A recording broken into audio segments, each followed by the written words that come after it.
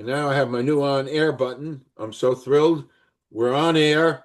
Welcome, everybody, to Conversation with Calvin, We the Species. And I'm going to do a chronological here. It's Monday morning, August 25th. And I'm with John Carter. And I'm going to say some things about John Carter because this interview to me is so important. It's going right up on Conversation with Calvin by 1 o'clock. That's 2 hours from now. Why? Because this is so hugely important. Uh, uh, Back in the 60s, this is my monologue. Back in the 60s, there was a magazine, and they used to have a feature, The Most Unforgettable Character. And I used to read that magazine, among other things, Sports Illustrated. I read, stuff like that. But and John fits so perfectly into that uh, because he's an author. This is my Kindle of Triggered to Change, A Life Full of Turbulence. And wow. Why is it a wow? I'm just gonna. Why is it a wow? Because I want to capture attention. Because at 17 years old, kind of leading and walking into the Mafia, he was shot in the head, and then spent 90 some odd days in a coma, and then went through some drug addiction, and then went through some prison time. And we're looking at an amazing man who's now into health and nutrition and has his health and fitness in Brookline, Massachusetts. And he teaches and preaches and works in health and fitness. What a reinvention. And I love that word, reinvention. So the time we're going to spend now is we're going to get into John's spirit a bit and what we can uncover and discover. I mean, amazing stuff. Yes, trite as it may be, the stuff that movies are made about. And again, I want to show everybody Triggered to Change. I just got it on my Kindle, started reading it. All right, enough with my monologue. If you want to do it, just a real quick little intro, John, and then we'll get into some heavy questions. Take it away. Hi, Kelvin. It's a pleasure to be here. I want to start off at the beginning, a little short monologue of where I came from. Calvin, I grew up in a very unconventional childhood. My father, as you said, was in the mob, the Mafia. Calvin, I love my dad. He was the best father. Never missed a ball game.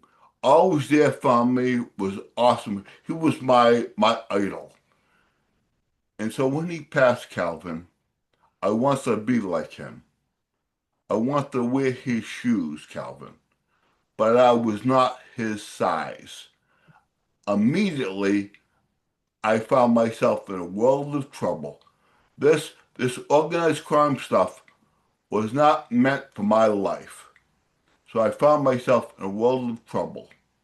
This man, instead of paying me a gambling debt he owed me, attempted to murder me and he shot me in the back of the head. Hmm. And Calvin, in my story, being shot in the back of the head was the easy part, as my life spiraled out of control with addictions and even prison stay, Calvin. Hmm. Wow. Wow. And here you are now, with what you're doing, and the we'll talk about the health club. Um, what is what is Triggered to Change really about? Uh, it's called Calvin, Triggered to Change, A Life Full of Turbulence. So what is it really about? Calvin, in my book, Triggered to Change, I made a lot of bad choices in my life. And it shows the consequences I paid for those bad choices. But then when my head was clearing up, I was starting to make right choices. I surrounded myself by positive people. I started making better choices for myself.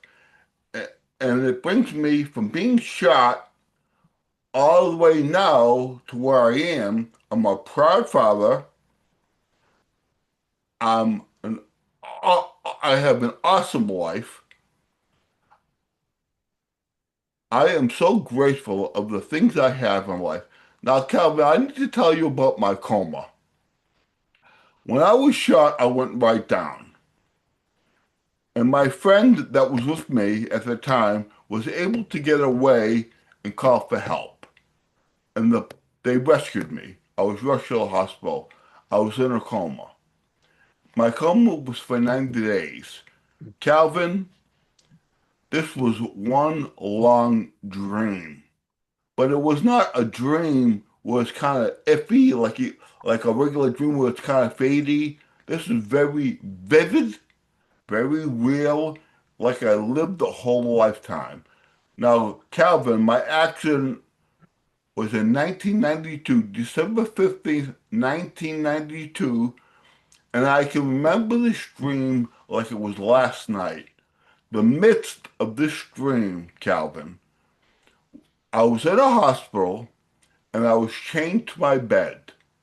And I was in the hospital with a lot of people that I did not know. We were all chained to our beds.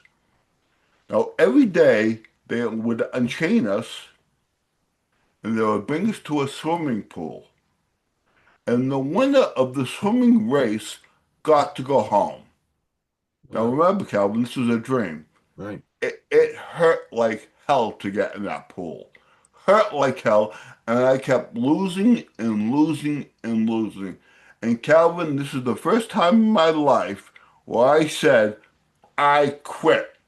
It's over. I'm not getting in that pool again. That night, an old gentleman sat on my bed, who I have no idea who it was, and he said, You're not going to quit. You are not alone, and I'm going to help you. I'm going to coach you.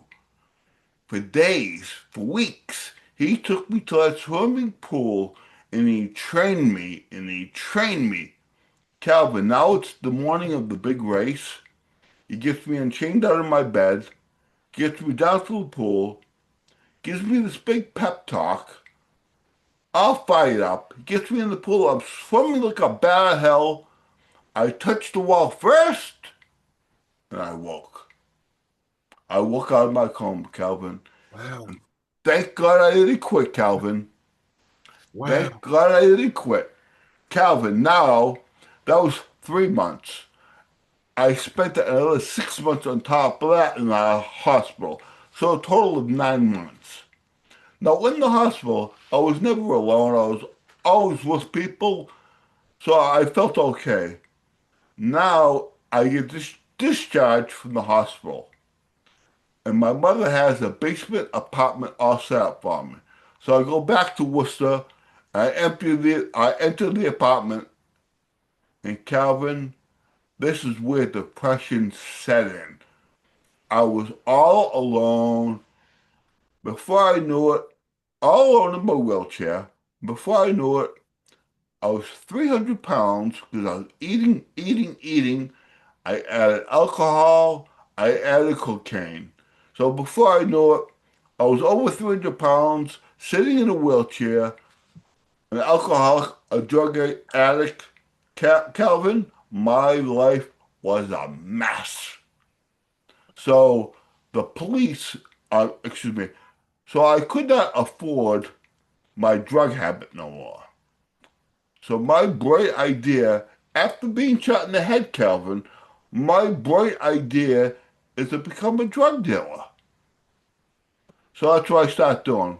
But Right. Calvin, the police didn't find this too amusing. So boom, my door gets kicked in. 10 cops come barreling through. Calvin, I thought I was being robbed, mugged. I thought I was dead. And then I heard the walkie-talkies.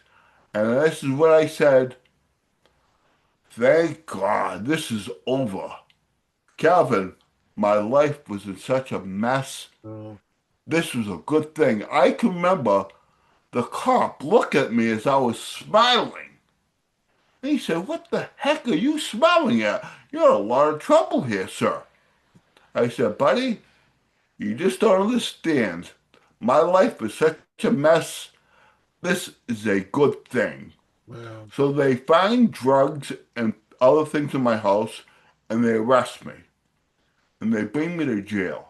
But Calvin, I was able to make bail.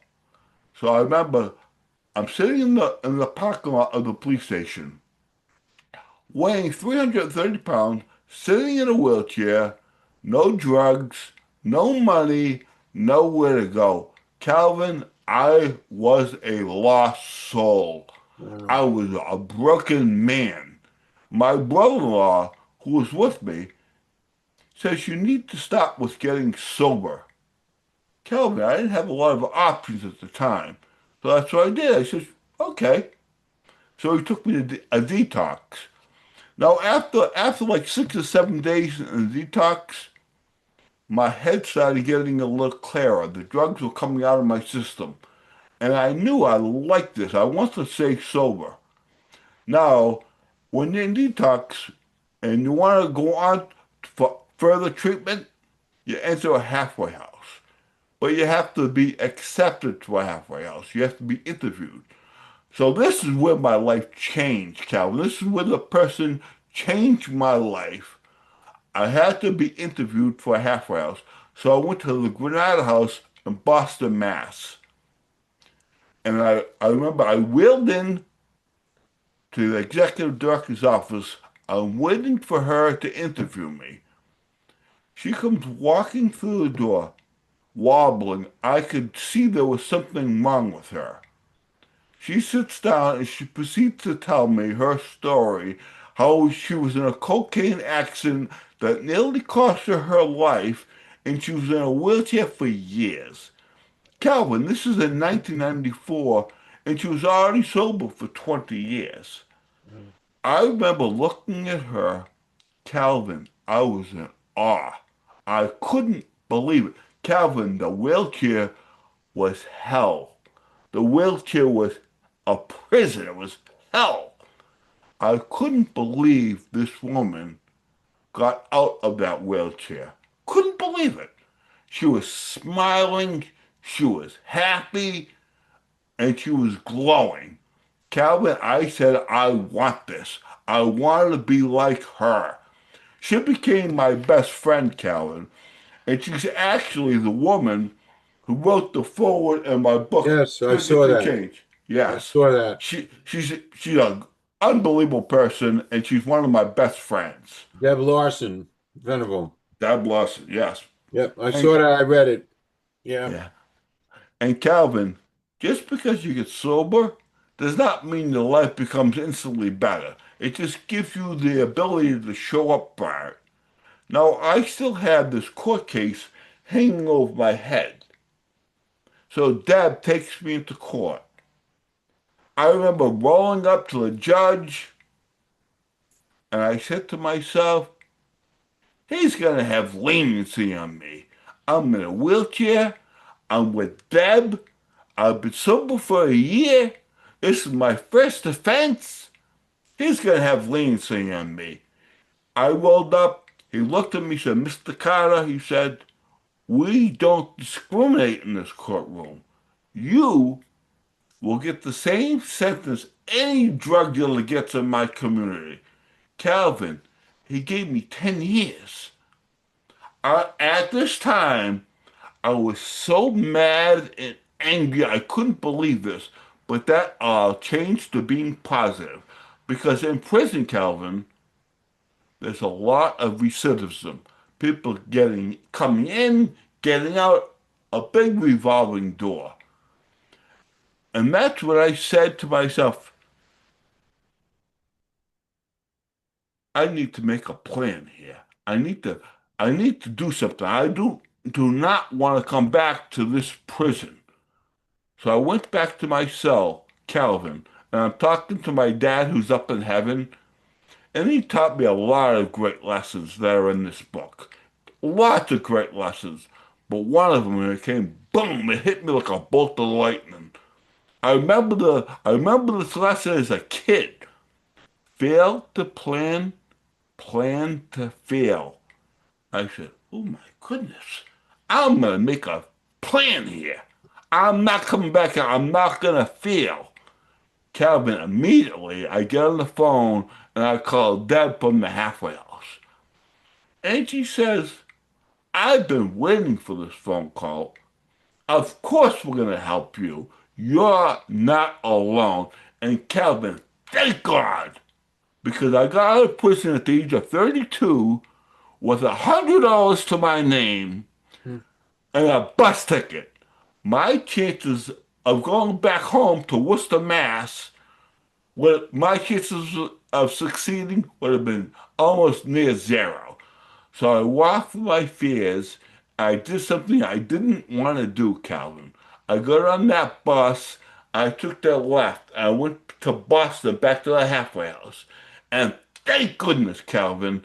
Thank goodness, because now I'm the owner of my own gym, doing what I love to do. Wow. How long were you actually in prison? 6 years, Calvin. 6 years. Wow. 6 years. I received a 10-year sentence. I made parole after 6 years. So I Wow. spent 4 years on parole. Okay. Wow. We uh I'm discovering it now. We've got some little elements of bonding. Uh um I was 351 pounds. Oh my goodness. We never talked about that, but I was 351 pounds in real life and in this book. There's a tortoise in my hair. My Oh, character, who's a lot like me, was 351 pounds and had issues. Had a lot of issues with life and with stuff and uh, um, so and there's elements of similarities in my character in my life too. I had issues trying to find myself and stuff inside and because I like you completely reinvented myself. And you just mentioned the gym. Uh, um, and I'm, I'm just the Titanium Health and Fitness in Brookline. I mean, for you to arrive at health and fitness after your journey and to be doing this is extraordinary. And what I want to mention to people who are listening, because I like to call myself a super ager. I am a super ager. On Saturday, I became an octogenarian. I became an 80-year-old. congratulations, my friend. Yeah, and uh, I've been living a certain life for a lot of years that I decided, back when I was in college, I didn't want to age traditionally. So I've been doing a whole bunch of different things, with my pharmacy background, et cetera, et cetera. And I took 3 seminars this week on aging. And what I mentioned to you before we went on air is in the center of everything, in no matter how you look at aging, whether you're talking about the brain gut connection, which is a whole big thing now, or you're just talking about super aging and doing the right kind of things and the diet, nutrition. But in the middle of everything is what you do, John, health and nutrition. So the key to everything, however you look at the whole aging process, is um, health and nutrition. I mean, that's. Calvin, the way I got into fitness is unbelievable.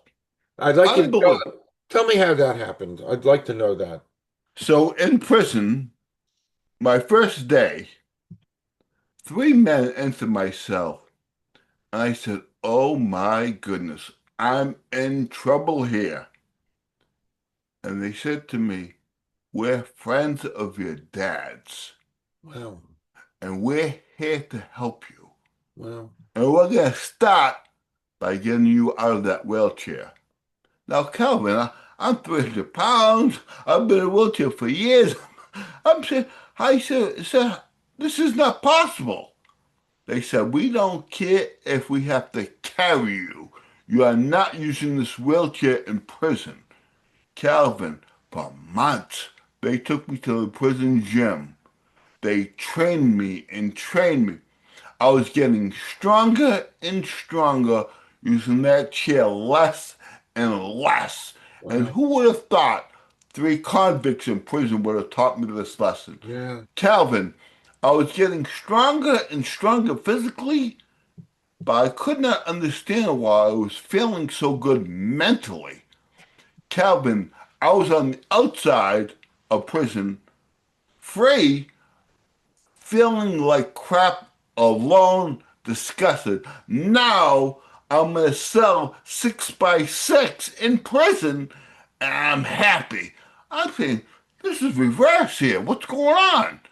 And that's when I did my research and I found out about the endorphins being released into your blood by working out and how it makes you feel good about yourself. Calvin, that's my medication. I battled depression.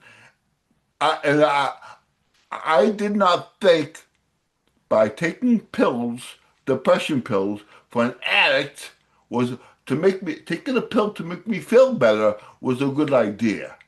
So I went with other options. Now I'm not, if that's what you need to do, that's what you need to do. But for me, for John Carter, this worked for me. I was loving life. Calvin loving it. And that's why I never feel alone. I never feel alone no more. And Calvin, I talk about being alone all the time. I volunteer for a charity called Service Dog Project. They raise, train, and donate Great Danes to the mobility impaired like me. Oh, Calvin, they change lives. I have two Great Danes. Calvin, I'm never alone. He's with me 24 hours a day. My dog's name is Turbulence, a life full of turbulence. My dog's name's Turbulence. wow. That, yeah, he is awesome. And Calvin, the proceeds of this book are helping Service Dog Project. Wow. They change lives, Wow. Calvin. And it's veterans and first responders with top priority. And it's unbelievable. Wow. I've met so many veterans that come home with physical problems. Not only are they getting the dog they need for their physical support, Calvin, they're getting a best friend that's going to be loyal and their friend forever. Wow. It's incredible. Incredible. I have a taste because my son and daughter-in-law and grandkids have a dog, a Tibetan Terrier, and we babysit for the dog all the time. They go away for the day, and we live close by, and the dog is and actually the kids live with us when they didn't know where they wanted to live, and they lived with us for 22 months, which was great. And the dog lived with us. And so, my wife and I never had a dog, and all of a sudden we have a dog sleeping in our bed. Oh Uh, yeah, and what I've taken away all these years is there's nothing on earth quite like the nothing. companionship and love of a dog. Oh my God, it's Nothing. unbelievable, Calvin. It's not. Yeah, Calvin, I gotta tell you a story. Now, I have two Great Danes. My first Great Dane, Jagger, he was my service dog, and he got very sick. He had a blood disorder, and nearly cost him his life, but we saved him. And I retired him and made him my pet and got Turbulence for my working dog. But Calvin, my mom, who's 83 with dementia, lives with me. I would have never thought that Jagger would become my mom's service dog. Wow. Calvin, she'll be sitting in her wheelchair, and she'll start crying for no apparent reason. Jagger, who weighs 200 pounds, gets right up, comes right over, puts his big head right on her lap.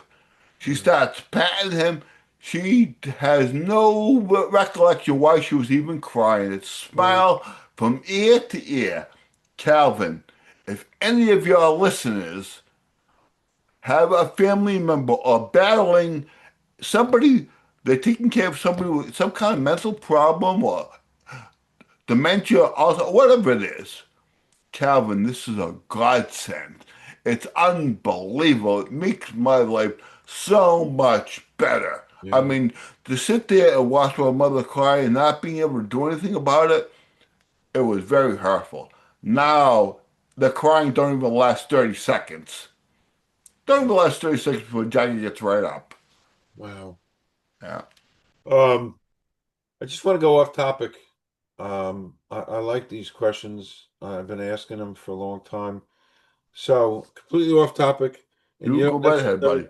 excuse and you don't have to answer, but I'm an open book, Calvin. You ask okay, away. okay. So excluding family or friends, somebody living or dead you'd like to spend a day with. Deb, Okay, perfect answer. Perfect answer. I love her.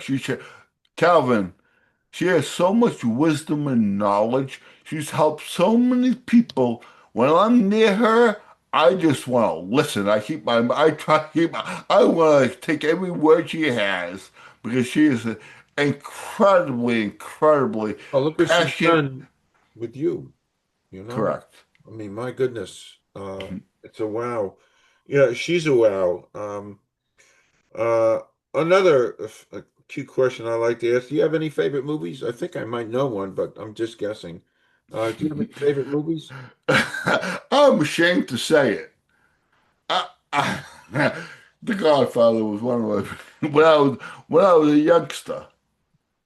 Now, I would say my favorite movie is Once Around with Richard Dreyfuss. Oh Okay, my goodness, it was so funny. okay, okay. Yeah, I like asking, some of those light questions. Um, I'm always asked as another author, I'm always asked, and I want to hold up the book, uh, and I'll find the cover. Here's my Kindle, and there's the book. Whoops. Oh, Anyway, Triggered to Change: A Life Full of Turbulence. What what would you thank you? Uh, what would you like people as we wrap this up? What would you like people to take away from reading that book? what I want people to take away from it, Calvin, your challenge is a challenge. It might not be like mine, but it's a challenge. Calvin, in my book, it talks about the choices I've made, the bad choices, and how my head got clearer. And I started putting positive people around me and making better choices. And it's where it led me, Calvin. Your challenge is your challenge. Never quit, never give up. Calvin, remember, fail to plan, plan to feel. If you're having a challenge, make a plan because you just might get over that challenge, Calvin. Now, my book, I know somebody in prison that's been there for 5 or 6 years and are getting out soon. If they read this book, Calvin, they just might make a plan not to come back to prison, Calvin. And that's why I was so fortunate and blessed. I just found this company, this charity that brings books to prison. I was able to donate 100 books to Wow. to put in prison because I know if there's a because when you're in prison, Calvin, you don't want to be there. You don't want to stay there. But when you get out, the choices that you make are so critical. One drink will change your whole life when you're first starting out. that one little choice that you make of having a drink will change your whole trajectory. You'll be in trouble right off the bat. You're not gonna give yourself a chance. Give yourself a chance. Make a plan and stick to it. You'll see when you're doing the right thing in life, Calvin, people want to help you. As you look at you, you see me as an author, a struggling author just starting off, no name. You know how hard it is, and you're willing to help me. Why, Calvin? Because I'm not alone here. You see me trying, you're here to help me. That's the way it works, buddy. I love giving back. I love giving back, and that's why I hope your readers can take a little something out of my book. That is the perfect way to end this segment. Perfect way. I mean, I have a million more questions, but you know what? We can reconvene down the road and do Oh another. my goodness, I'd be honored to come I back here would with you, love Calvin. that. We can reconvene because, well, hey, listen, that club, being an author, especially an indie author, is a very special club. Um, Yes, I'm in it. I'm immersed in it. It's my life. It's so much of me now being an indie author, and I know all about us fellow authors and what it means. And so I'm here, and I'd love to have you come back, John, and awesome, Calvin. we'll I talk about that. so much would love to. Yep, I'm very appreciative, buddy. yep, yep. So this has been great. And like I said, I've never done this before, but within the next 2 hours, this is almost like live kind of thing. Oh, I'm putting it up awesome, buddy. there. I'm going to stop recording. Don't leave. We're going to do a 2 minute wrap because you got an appointment coming up. And actually, I'll be zooming till 9 o'clock tonight. It's one of these crazy days. I mean, I love it, but There you stop. go. Don't leave. Thank you so much, John. Again, everybody. Yeah, Uh, you guys. yep, this is great stuff. Great stuff. Don't leave. Yeah, thank you, buddy. Thank you, John.